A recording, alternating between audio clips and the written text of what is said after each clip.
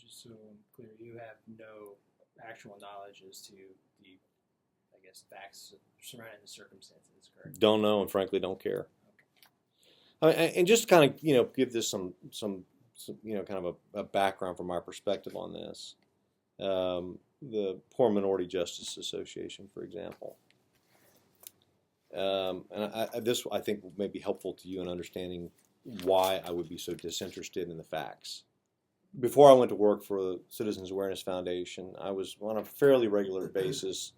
I would go over to Winter Haven, and it's an African American minister.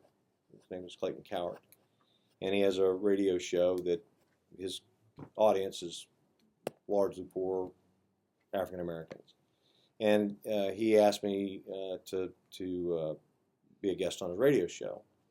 And the radio show went from 5 to 6 o'clock on a Thursday. And at the end of the radio show, I didn't know he was going to do this. At the end of the radio show, he said, it was a call-in radio show, and people were calling him with civil rights issues. And he said, just before he closed out the radio broadcast, he said, well, Brother Chandler is what he calls him. Brother Chandler is going to be at the church at 6:15. And if you got an issue, you can meet Brother Chandler over there. And I had no idea that that was part of the agenda. So I went over to his church, which is in a very poor part of Polk County, and there were probably 50 people waiting for me.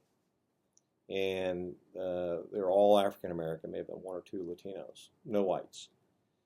And I spent the next several hours talking to people. Obviously, I can't give legal advice, but they're describing to me various issues they've got. And most of them, the vast majority of them, they had a child or a spouse or a loved one who was either in jail, in prison, or being prosecuted.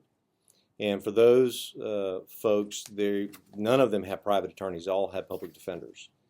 And the common denominator that I got in that first night over there was that their public defenders were doing virtually no meaningful discovery in these criminal prosecutions.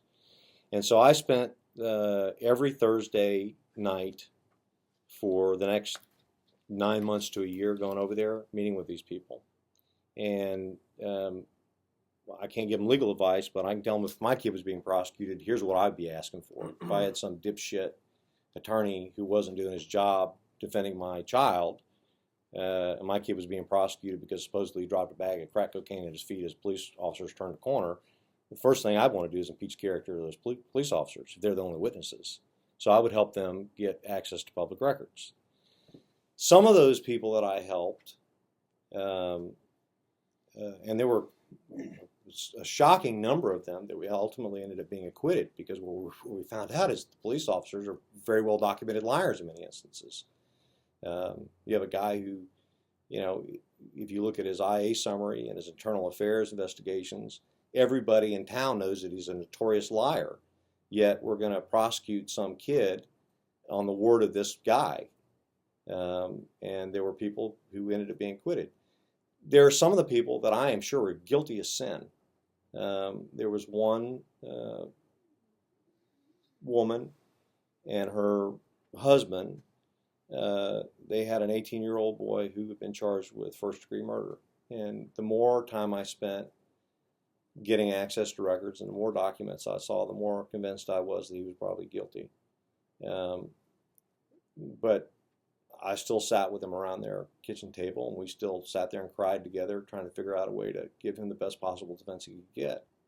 Him being guilty was just had nothing to do with it. I don't care. What I want is for him to be defended and to get his fair day in court. It doesn't matter to me what somebody's motivations are, what somebody's circumstances are. It's irrelevant. So I don't care whether Marty's daughter was fairly or unfairly treated by the state attorney's office. If Marty wants to make public records requests to the state attorney's office, I'm happy to help him do that.